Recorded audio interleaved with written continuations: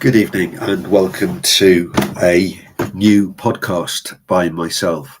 I wanted to tackle this one because it is very, very pertinent to the news at the moment. It's the demonic inspiration of much anti-Semitism, anti-Zionism, Jewish hatred, really. There was a book written not so long ago called The Longest Hatred. And I think on reflection, I was thinking about this a great deal. And it is a hatred that defies reason and rationality. So it's a very irrational hatred. I'm going to come to October the 7th, 2023 again, but Haman, going right back into the Bible, the book of Ruth, is a type of anti-Semite that is seen throughout the ages. Haman was a character in the Persian court, and he wanted to destroy and eradicate the Jewish population. And I would say that he was a type, a historical type, if you like, that was seen throughout the ages. But my particular focus today is that hatred from 2001 onwards.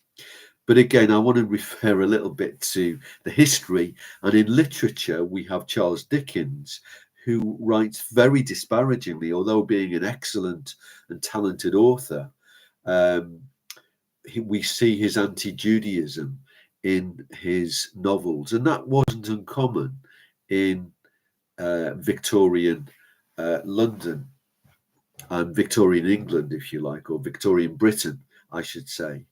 And that anti-casual, if you like, anti-Jewish attitude is really quite endemic in a lot of Victorian literature, and bringing it right through into more modern literature. And I'm thinking of his name escapes me.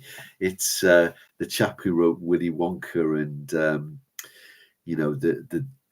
those sort of stories. He's originally from Norway, and he had quite a serious brain injury when he crashed his Spitfire or Hurricane in the Second World War. But he was vitriolically anti-Semitic, yet amazingly talented, a little bit like Martin Luther as well, from way back into the 16th century, into the early 1500s, actually. So in politics today, let's bring it right up to date, because I wanted to not so much go back into history, but we have to sort of refer into history.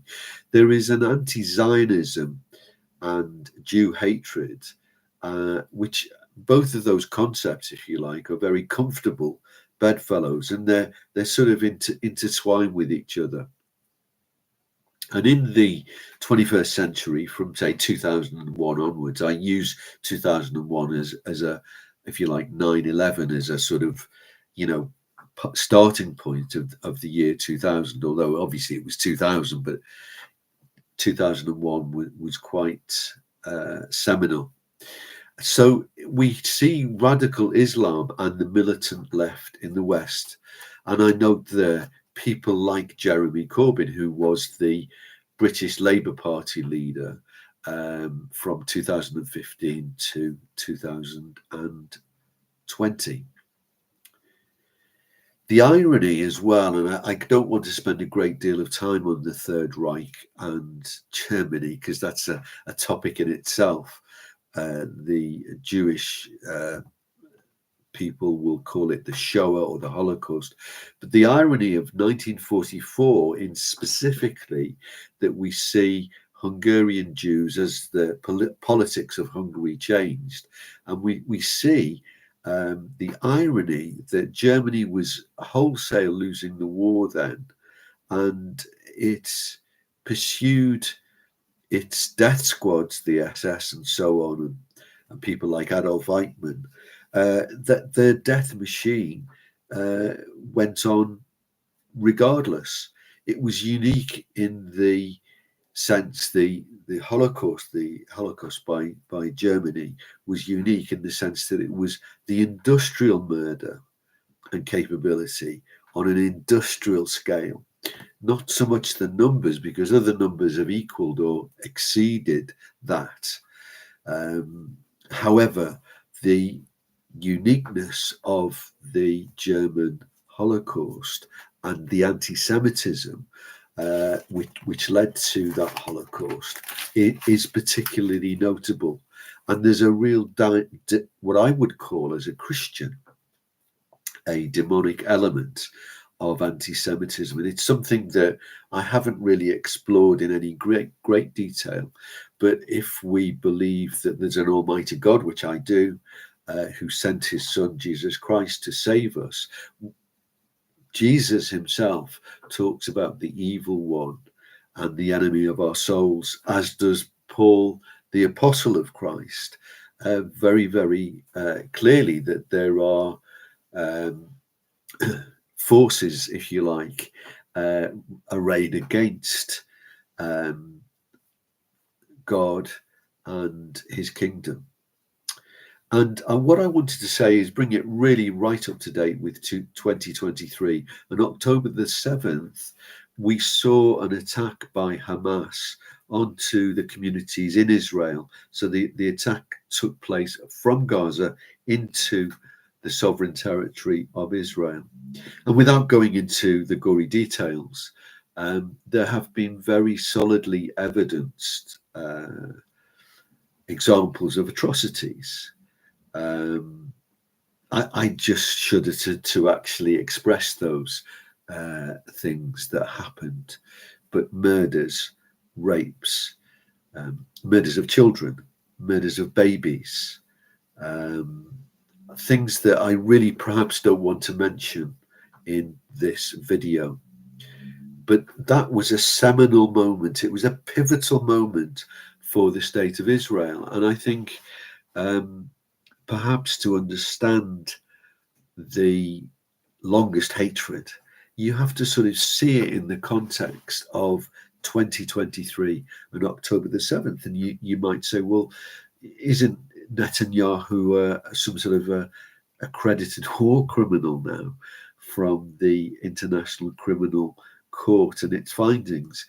Well, actually, interestingly, Israel is wholly behind the idea of eradicating the military wing of Hamas. It knows that it cannot eradicate the ideology, but that whoever governs Gaza, and Israel has stated that it doesn't long-term want to rule in Gaza, they will have to de-radicalize some of the extreme ideology that we find in Arab minds at the moment, sadly.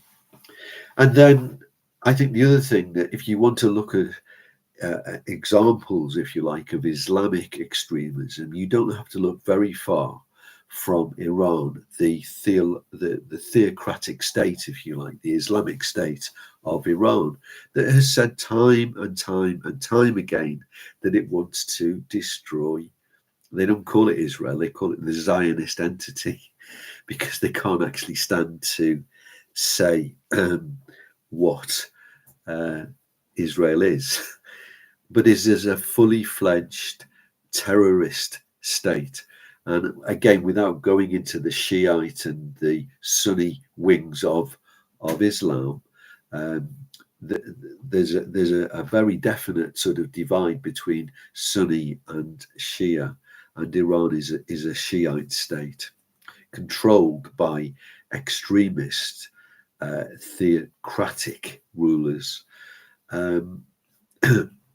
And if you like, that brings us right into 2024, the summer of 2024, and a very new axis, if you like, and I would describe it as an axis of evil.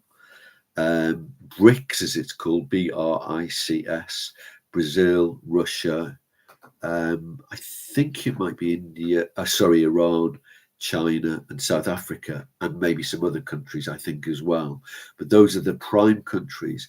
That's a radical realignment of the international order.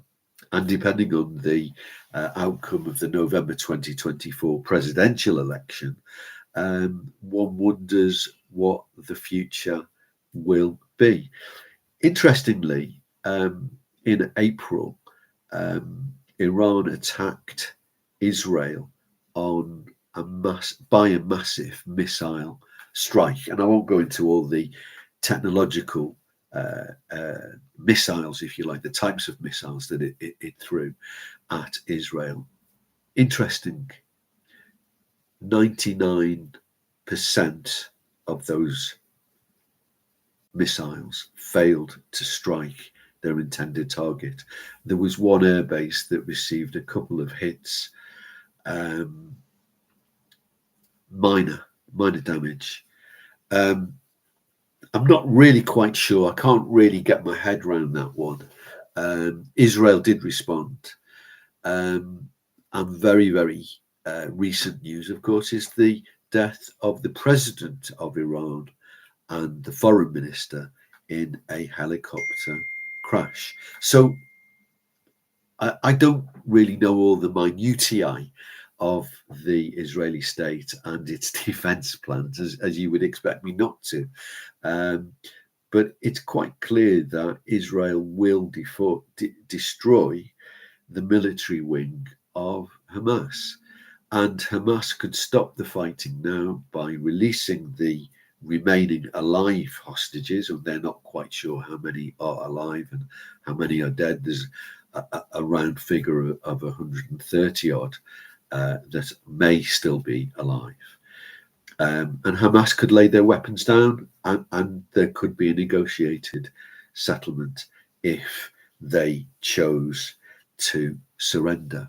But I wanted to just, if you like, do a quick dive into anti-Semitism and really sort of just tease out a little bit, and it has been a very light touch, the demonic side of anti-Semitism, starting right back with Haman, back in the Bible, in the Persian Empire, right through to, with a focus more on 2001 into 2023. And of course, I am speaking in May 2024. Thank you for your time. I really appreciate that. Can you give me a like if you like this video? Can you subscribe to my channel? And dear brother or sister, do feel free to make any comments as you wish. Thank you for your time, and have a really great evening, and may God bless you richly in whatever you're doing. Bye-bye.